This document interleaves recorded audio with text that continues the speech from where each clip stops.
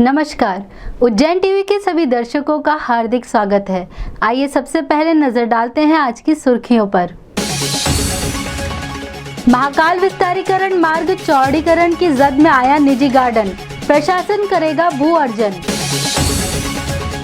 अवैध संबंधों को लेकर की गई बसपा जिलाध्यक्ष की हत्या, पुलिस ने किया खुलासा।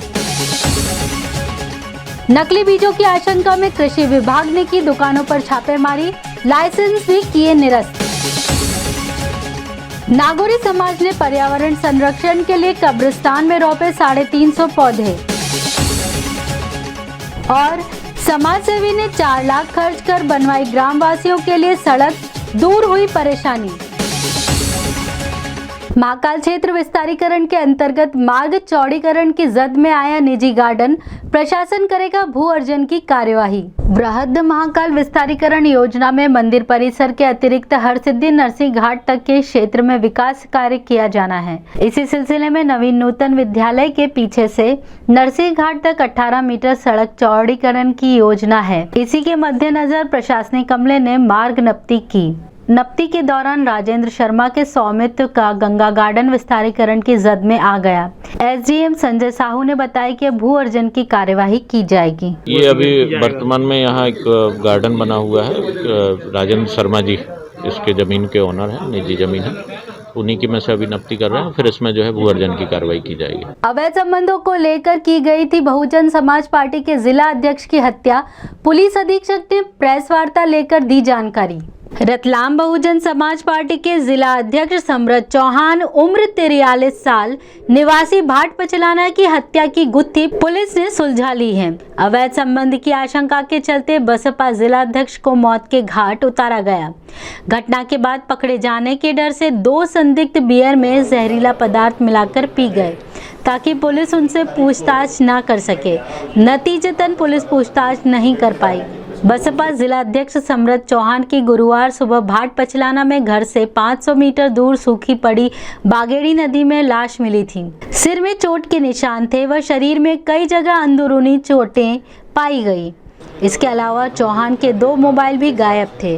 पुलिस ने 24 घंटे के भीतर पूरी गुत्थी सुलझा ली। एसपी सत्येंद्र कुमार शुक्ल ने बताया कि बसपा जिलाध्यक्ष की हत्या की गुत्थी लगभग सुलझ गई है। चारित्रिक संदेह के चलते ही उनकी हत्या करना सामने आया। तीनों का जो समन्वय से जो हमारे पास स्पष्ट चीजें आई तो उसमें से 5-6 संदेही हमने चिन्हित किए थे। उन संदेहियों में से ही 2 संदेही रात में लगभग 9:30 पौने 10 बजे के आसपास बड़नगर में गीता हॉस्पिटल में कुछ नशीला पदार्थ खाकर बेहोशी की हालत में एडमिट हुए थे। तत्काल पुलिस गई और वहां से पूछताछ करने की कोशिश की, लेकिन उस दिन वो अचेत अवस्था में थे, इस वजह से पूछताछ नहीं हो पाई। अगले दिन 11 तारीख को उनसे जब उनका इलाज के दौरान उनकी स्थिति ठीक हुई तो उनका मृत्युकालिक कथन कराया गया और जो तब तक हमारे पास इन्वेस्टिगेशन में काफी महत्वपूर्ण तथ्य आ चुके थे उसके आधार पर हमारी जो पुलिस पूछताछ हुई, उस पुलिस पूछताछ में उनके द्वारा घटना की स्वीकारोक्ति की है।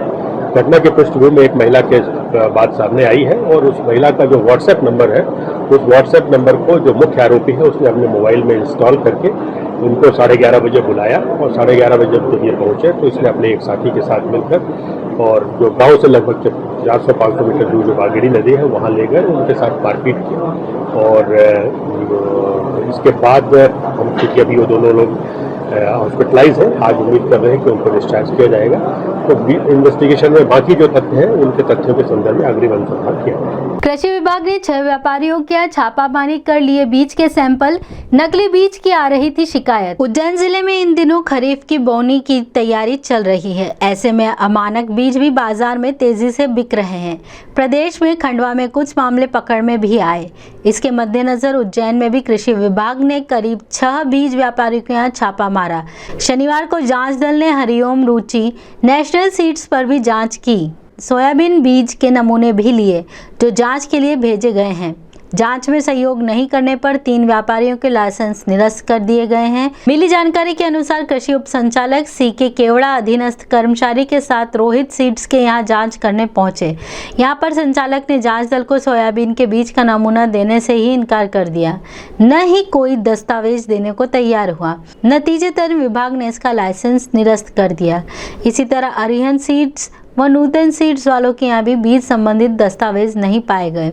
इनका भी लाइसेंस निरस्त कर दिया गया।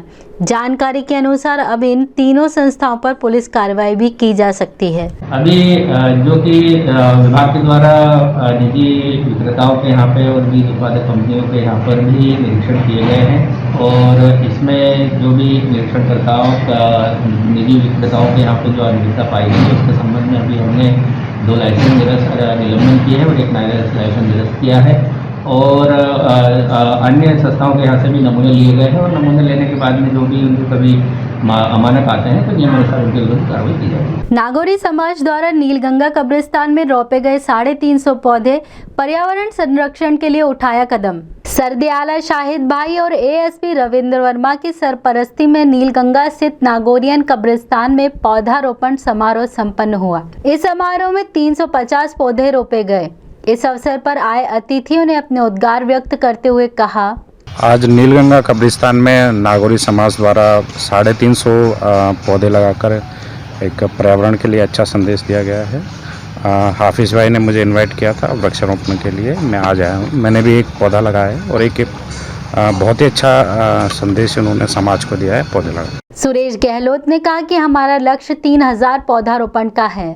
हम पौधों को लावारिस नहीं छोड़ेंगे। हम उनके संरक्षण की शपथ भी ले रहे हैं। हम सब मिलके इन पौधारोपण के साथ इनके संरक्षण इनके देखभाल भी करेंगे और पर्यावरण में सहयोग करेंगे। नागौरी समाज द्वारा नागौरियन कब्रिस्तान नीलगंगा पर पौधारोपण किया गया है और शपथ ली गई है कि हम इनका संरक्षण भी करेंगे और करीब 350 पौधे यहाँ लगाए गए और पूरे शहर में 3000 पौधे लगाने का और संरक्षण करने का एक शपथ लेकर ये कार्यक्रम किया गया है। कार्यक्रम आयोजक हाफिज मोहम्मद अयूब ने कहा, असल में पौधारोपण पौधों को उगाना और दरख्तों को उगाना ये हमारे लिए बहुत ज़रूरी है।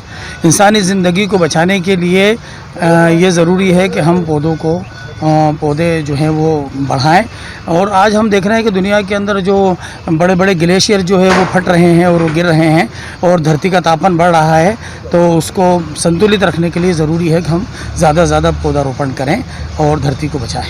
वास्तविक जीवन के नायक गोपाल सिंह ने गिरह के 4 लाख खर्च कर करवाया मार्ग निर्माण। ग्रामवासियों ने किया धन्यवाद। मौजूदा बाजारवादी युग में जब पैसा भगवान हो गया है और लोग एक एक पैसे को दांत से पकड़ रहे हैं, पैसे के लिए लोग सारे मूल्यों को ताक पर रख रहे हैं, तब सहसा एक व्यक्ति सारे ग्रामवासियों की सड़क समस्या को हल करने के लिए आगे आता है और 4 लाख रुपए खर्च कर सड़क बनवा देता है। यह किस्सा किसी आशावादी उपन्यास अथवा कहानी से उठाया हुआ नहीं है। महिदपुर तहसील के गांव वन सिंह के एक ग्रामीण गोपाल सिंह ने जब ये देखा कि मार्ग के अभाव में ग्रामवासी परेशान हो रहे हैं, सड़क बनवाने के लिए दिए गए आवेदन भी सरकार के बहरे कानों से लौटकर वापस आ रहे हैं, तब गांव के एक किसान ने दृढ़ संकल्प किया और 4 लाख रुपए अपनी जेब से खर्च कर रास्ता बनवा दिया। गोपाल सिंह की जुबानी सुनिए परोपकार की कहानी। पंचायत को बार बार बताते हैं कि अभी पैसे नहीं है, अभी सीसी रोड का आदेश नहीं है। अच्छा, बताया था आप लोगों ने? बताया, फिर नहीं बना तो फिर क्या करा आपने? मैंने फिर नाला मेरे पैसे से लाया, फिर डलवाया, मैंने मोरम करीब कितना पैसा खर्च करा आपने? मैंने 20,000 तो इसमें खर्च किया। अच्छा, और गांव के सड़क योजना में बहुत बोला, गांव के लोगों को बोला हमने, पंचायत कहती कि पैसे नहीं आते खेत सड़क योजना का। फिर मेरे जेब से मैंने कम से कम 4 लाख रुपया डलवा के वो रास्ता बनवा के निकला। गोपाल सिंह के इस परहितकारी कार्य से प्रसन्न ग्रामवासियों ने अपनी भावनाएं कुछ यूं व्यक्त की। इस रोड से साहब हमें पूरा गांव को फायदा हो रहा है। अच्छा। और हमारे को कोई तकलीफ नहीं होती है। हमारा वाहन ट्रैक्टर वगैरह जाने आने में काफ़ी कठिनाई होती थी। इसलिए इसने ये जो रोड डलवाया उसमें हमें पूरा फायदा हुआ। बाइक खड़ी कर हॉर्न बजाने के मामले में 2 गुटों में जमकर हुई मारपीट, पत्थरबाजी में एक घायल। सैफी मोहल्ले का है मामला जिवाजीगंज थाने के सैफी मोहल्ले का है। गुरुवार देर रात करीब 11 बजे बुरानुद्दीन पुत्र सैफुद्दीन के घर के बाहर साजिद अपने 3 साथियों के साथ बाइक खड़ी करके हॉर्न बजा रहा था। सकरी गली होने की वजह से आवाज गूंजने लगी। इस पर बुरानुद्दीन ने विरोध जताया। इस पर साजिद विवाद करने लगा। मोहल्ले वाले भी एकजुट हो गए। विवाद बढ़ने लगा तो साजिद ने अपने अन्य साथियों को बुला लिया। इसी बीच किसी ने डायल 100 को सूचना दी तो जवान आकर समझाइश देने लगे, लेकिन दोनों पक्षों में हाथापाई और लात घूंसे चलना शुरू हो गए। स्थिति बिगड़ती देख जवान मौके से खिसक गया। इसके बाद युवकों को मोहल्ले वालों ने ही धक्का देकर निकाला तो युवकों ने पथराव कर दिया। बीच बचाव कर रहे शब्बीर पुत्र ताहिर अली को पत्थर लगा और वह घायल हो गया। उसे अस्पताल में भर्ती कराया गया। थाना जीवाजीगंज के थाना प्रभारी गगन बादल ने बताया कि बाइक खड़ी करने को लेकर विवाद सामने आया था। हाथापाई और पत्थर फेंकने की यह घटना भी सीसीटीवी कैमरे में कैद है। इसके आधार पर आरोपियों पर मामला दर्ज कर उनकी तलाश की जा रही है। थाना जीवाजीगंज क्षेत्र के अंतर्गत केडी गेट के पास में सैफी मोहल्ला है। वहाँ पे से कुछ युवक मोटरसाइकिल से तेज़ गति से निकल रहे थे। एक समुदाय के लोगों द्वारा उसको रोका गया और पूछा गया कि तेज़ गति से क्यों निकल रहे हो, इतना तेज़ हॉर्न क्यों बजा रहे हो। और गाड़ी खड़ी करने की बात को लेकर दोनों पक्षों के अंदर विवाद हुआ और मारपीट हुई है। एक पक्ष के शब्बीर नाम के व्यक्ति के सिर में चोट आई है। उसकी तरफ से थाना जीवाजीगंज पर अपराध पंजीबद्ध किया गया है। ट्रैक्टर पलटने से ट्रैक्टर चालक की हुई मौत।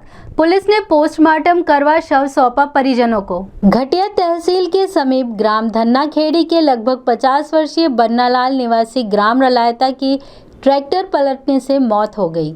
मृतक के पुत्र पवन ने जानकारी देते हुए बताया कि बन्नालाल धन्नाखेड़ी से एक रिश्तेदार से ट्रैक्टर लेकर निकले थे और करीब 1 किलोमीटर दूर यह हादसा हो गया। पुलिस ने मृतक का पोस्टमार्टम करवाने के बाद शव परिजनों को सौंप दिया। उसने धन्नाखेड़ी ट्रैक्टर रखा था रिश्तेदार के वहाँ पे, तो खेत जुताई करने के लिए वो रलायती ला रहे थे। तो एक धन्नाखेड़ी से 1 किलोमीटर दूर पता नहीं क्या हुआ, ट्रैक्टर खाई में गिरा पड़ा था। जब ये गिरा था उनके पास कोई भी नहीं था, लेकिन पता नहीं किसने एम्बुलेंस करने उनको फ़ोन लगा के फिर यहाँ पे किया और फिर रिश्तेदार पे सभी को फ़ोन लगाया। आमजनों पर सख्ती, रसूखदारों पर मौन। सत्ता पक्ष ने भारतीय जनता पार्टी प्रदेश उपाध्यक्ष विधायक के आगमन पर उड़ाई कोरोना गाइडलाइन की धज्जियां। भारतीय जनता पार्टी के उपाध्यक्ष तथा महिदपुर विधायक बहादुर सिंह चौहान के आगमन पर प्रशासनिक अधिकारियों की मौजूदगी में सैकड़ों की संख्या में जन समूह एकत्रित हुआ और कोरोना गाइडलाइन की धज्जियां उड़ती रही। गौरतलब है कि आम आदमी पर सख्ती बरतने वाला प्रशासन इस मौके पर मूक दर्शक बना रहा। एक युवक पर हुआ चाकुओं से हमला तो एक युवक दीवार से गिरकर हुआ घायल। दोनों का उपचार जिला चिकित्सालय में जारी है। संत रविदास नगर के राजेंद्र को अन्य लोगों के विवाद में बीच बचाव करना महंगा पड़ गया। घर के सामने रहने वाले संयोग निगम और आदित्य डाबी का विवाद हो रहा था। तब बीच बचाव करने गए राजेंद्र पर आदित्य व उसके साथ आए अन्य 5 लोगों ने लठ और चाकू से हमला बोल दिया। और घटना के संबंध में राजेंद्र ने बताया, मेरे घर के सामने वो संजोग निगम रहता है, उसका लड़का है मोहित निगम। दोनों ने वो कोई गाड़ी खरीदी अभी ब्लैक कलर की, जैगुआर कंपनी की। उसका कोई पैसे का लेन देन था इन लोगों से, तो रात को पैसे के लिए माथापड़ी कर रहे थे उनसे। संजोग ने मुझे फ़ोन लगा दिया, मैं घर पे ही था, मेरे घर के सामने रहते हैं वो। तो मैं घर से निकल के गया, उनको समझाने लगा तो उसने आदित्य डाबी ने मेरे से बोला कि भाई तू हट जा, तेरा कोई लेन देन नहीं है। मैंने कहा भैया सुबह आ जाना बात करने, 10 बज रही है क्या, वो घर पे किसी के माथापड़ी करना। और उसने चाकू निकाला और मार दिया। कितने लोग थे जिन्होंने मारपीट की? 5 लोग थे। अपने घर पर टीन शेड चद्दर डालते समय धर्मेंद्र निवासी लेकोड़ा का संतुलन बिगड़ गया और वह दीवार से नीचे आ गिरा, जिससे उसका हाथ फ्रैक्चर हो गया। घटना के संबंध में धर्मेंद्र ने बताया, चद्दर डाल रहा था, गिर गया घर पे। हाँ, तो क्या बैलेंस बिगड़ा या क्या बात? दीवार पर बैलेंस बिगड़ गया। तो गिर गए? हाँ। कहाँ लगी आपको? यहाँ हाथ में। कहाँ रहते हो आप? लेकोड़ा अन्ना। आइए अब एक नजर डालते हैं वैधशाला से प्राप्त मौसम के आंकड़ों पर।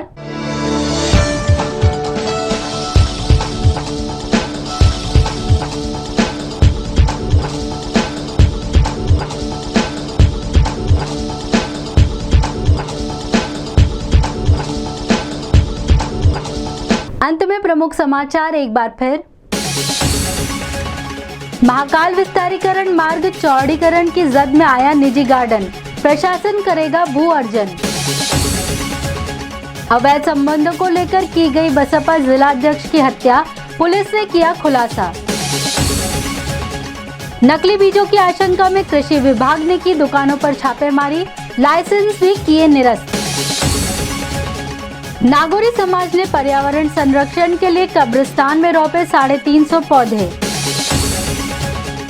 और समाज सेवी ने 4 लाख खर्च कर बनवाई ग्रामवासियों के लिए सड़क, दूर हुई परेशानी।